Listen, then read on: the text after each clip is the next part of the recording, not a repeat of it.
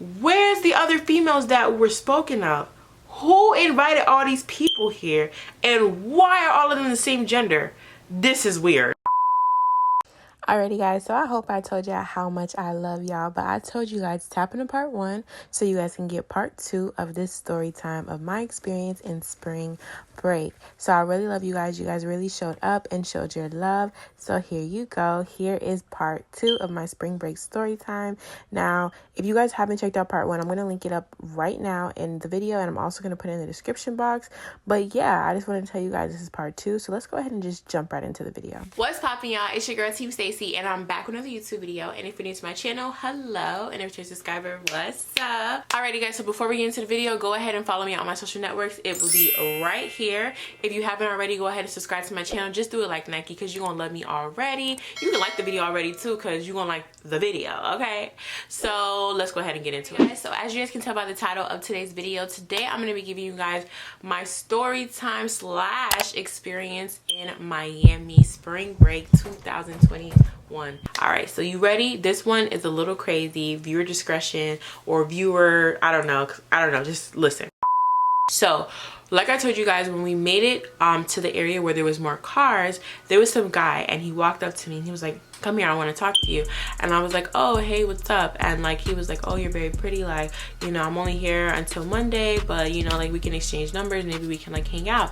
And I was like, all right, that's cool. And he looked like all right, like he wasn't as fine as the first guy, but he was like, he was okay. So I was like, okay, maybe. So we exchanged numbers, and we followed each other on Instagram. I ended up leaving, and he DM'd me on Instagram the next day, and he was like, hey, I'm having a boat party, get ready, come now. And I was like, bro, you're telling me last minute, like I can't. So he was like, oh, okay, well, maybe after the boat party I can link with you later. And I was like, all right, that's cool. So I'm at my cousin's house, and me and her were just, Sean is at my cousin's house as well, so it's me, Sean, and my cousin. We're just chilling, and he calls me and he was like, what's up with you tonight? What are you doing tonight? And I was like, oh, nothing, like, you know, I'm with my cousin right now, we're just chilling. He was like, all right, well, me and a few people, we're gonna have like a small little getty, you know, we got a nice Airbnb, do you want to come? And I was like, okay, we'll think about it. So that night we really didn't want to go there. Me, my cousin, and my friend, we really wanted to go to a hookah bar, but we drove all over the place. Hookah bars were just looking so dead. Like, I don't know what it was. It just, I was dressed up. I'm gonna show y'all what I was wearing. I was wearing my Barbie dress, makeup, everything. I looked so good, and I just felt like what we wore was way too much for like such a boring atmosphere. I was like, okay, you know what? Do y'all want me to hit this nigga up? We can go link with him. We can just chill, you know, go to a little small getty. So they was like, okay, let's go. Once we finally made that decision to go to the getty, it was about 9 p.m. at this time. So we get there, and I know the car. I knew, like, literally the GPS is telling me where the house is, and like it was dark already outside, but I literally knew automatically what house it was, because it had about 5 cars parked outside. All nice cars. They had a Mustang, they had a Benz, they had a BMW truck, and then they had, I think it was like a Jeep Wrangler, like drop top, all that. I was like, this has to be the house. I know this is the house. So we drive past the house, past it, we go to like this little lot that was near it, and everybody's like getting cute, putting on lip gloss, making sure everything looked good. So then we drive back, and he was like, why did you pass the house? And I was like, don't worry about it. I was about to park my car into the lot, and he was like, no, you can't park here. And I was like, oh. He was like, yeah, we're gonna take you to where you need to park. Red flag number 1, I can't park here. Why? That just makes it harder for us to get to our car, God forbid if something went wrong. So they drive us to where we had to park our car.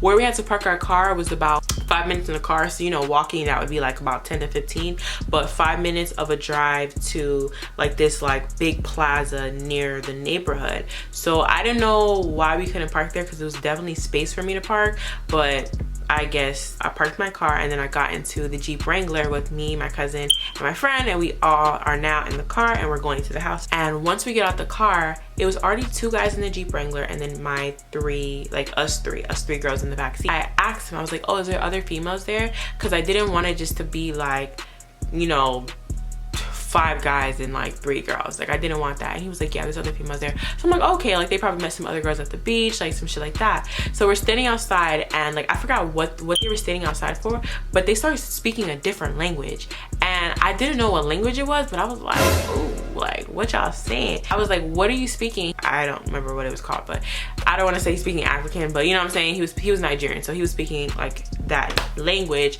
and they were just speaking, and I didn't like that. I feel like that's a little rude, and I also think that's a little weird that you have like Americans, like obviously you can speak your own language, that's no problem, but you know what I'm saying, like I'm Haitian, and I'm with another Haitian girl, and there's like somebody like that doesn't speak Creole next to us, and like I'm speaking Creole, like I just feel like it's a little sus. Like, what are you talking about? Like, why can't you say this in English? You know what I'm saying? Y'all, I kid you not. The front door opened and 7 niggas walked outside.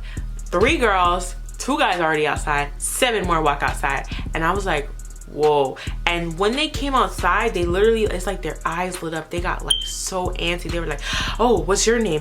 Oh, okay, I'm so-and-so. Like they all was just like, oh, and they're pushing each other like, oh, what's up? And I was just like, we're all sitting here like, oh my God, like what did we get into?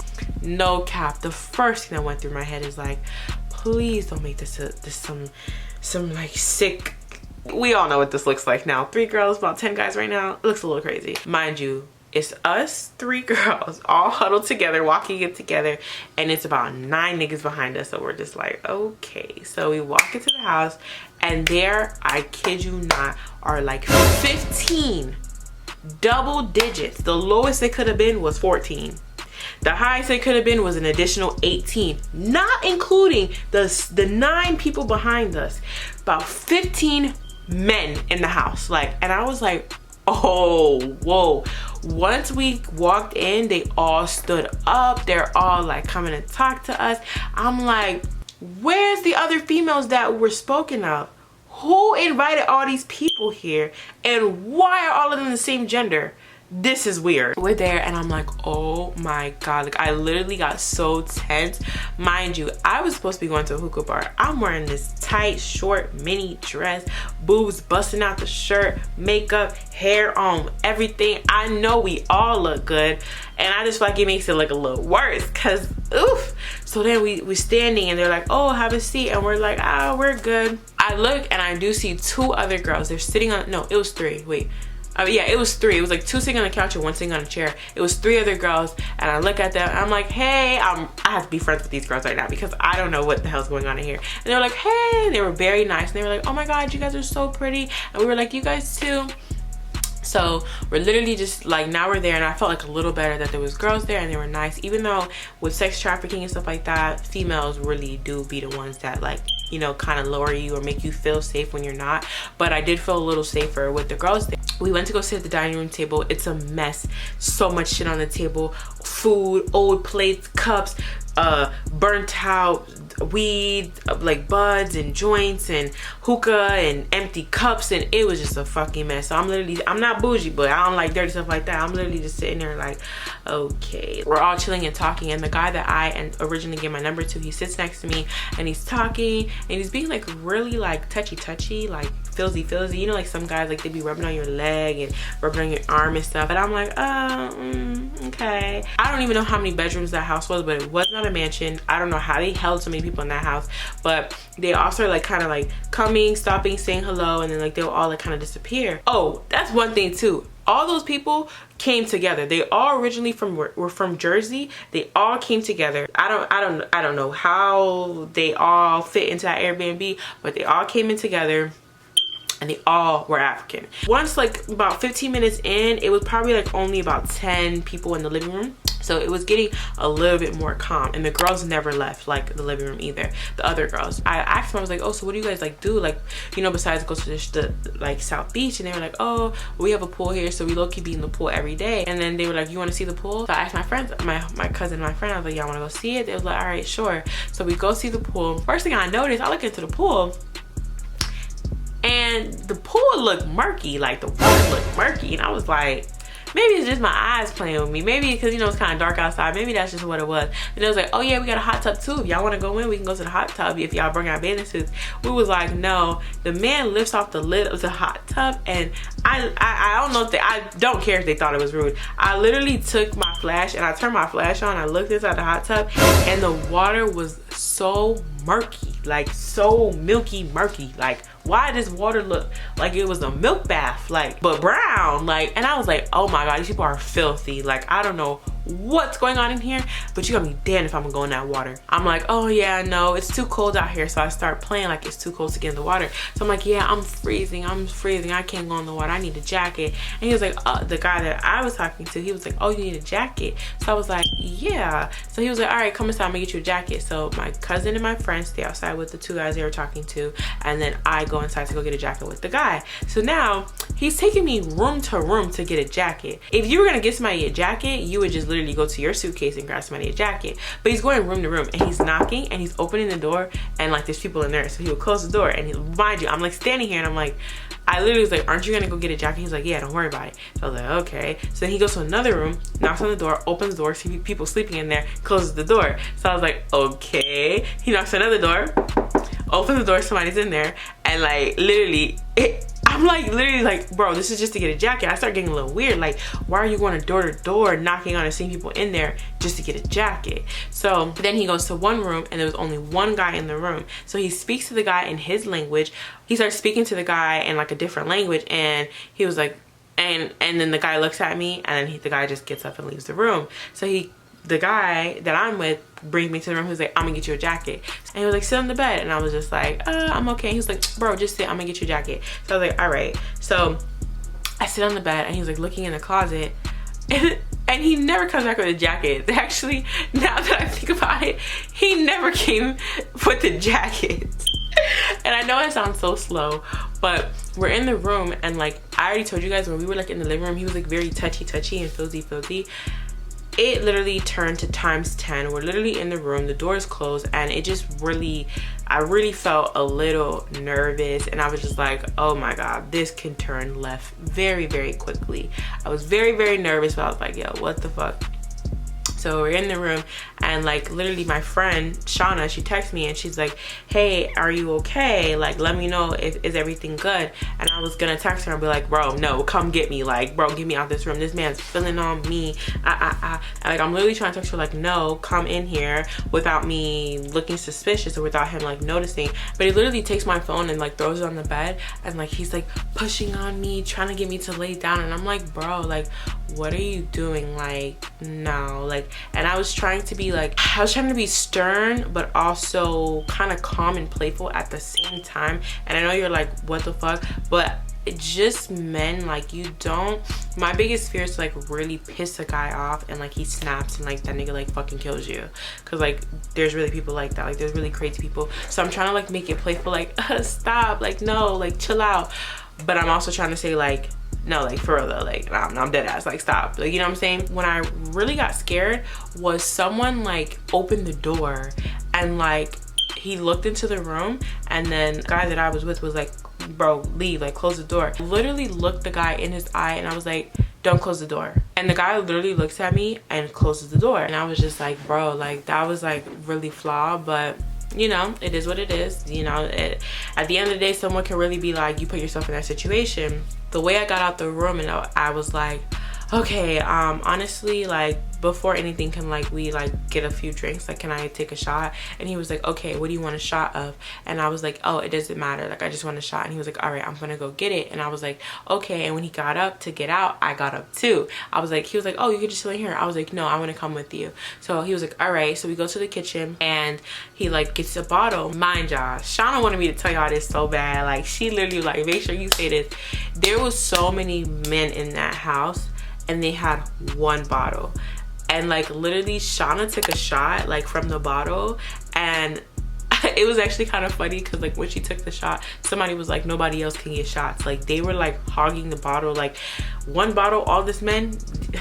Didn't make any sense. But anyways, I said I wanted a shot. He went to the kitchen to go get it for me, and I was like, oh, you know, honestly, before I take this shot, I really need to eat. I didn't eat anything.